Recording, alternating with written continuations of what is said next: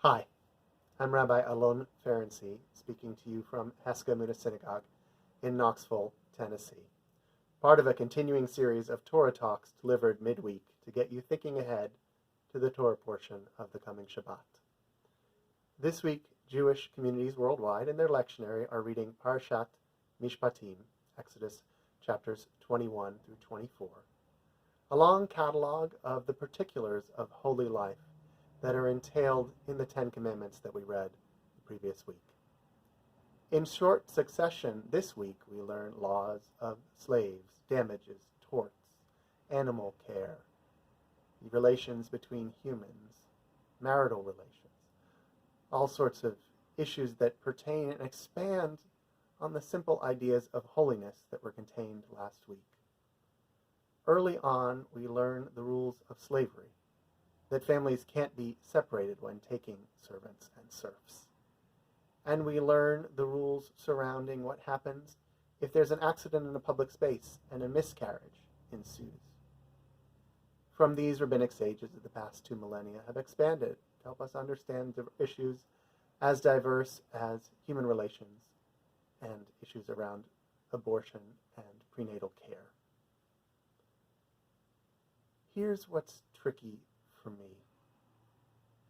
Christian colleagues often point to Jeremiah as a source text for arguing against abortion.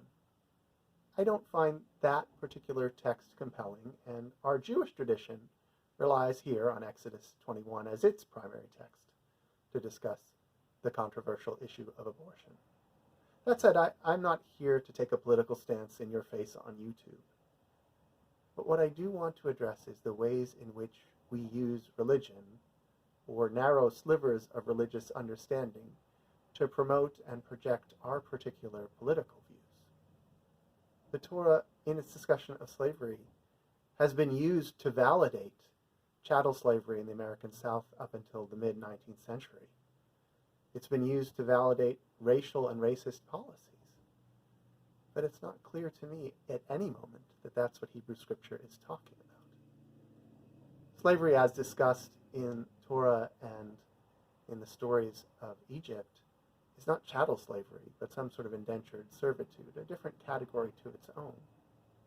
And so making that parallel strikes me as disingenuous and certainly potentially dangerous.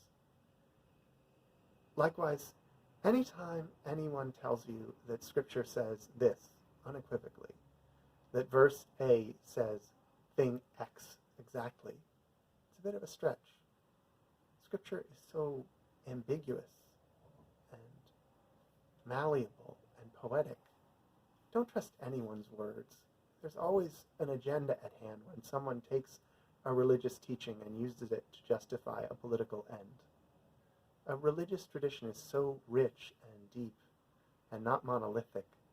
Read it for yourself and challenge all received wisdom. We didn't get this book to help us decide how to vote, but more so to help us think about all the things that make us human and that give us a sense of what it means to be a civic creature. Shabbat Shalom. When you enjoy talks like this and others like it, please do like, share, and subscribe to Eclectic Cleric, one word, on YouTube.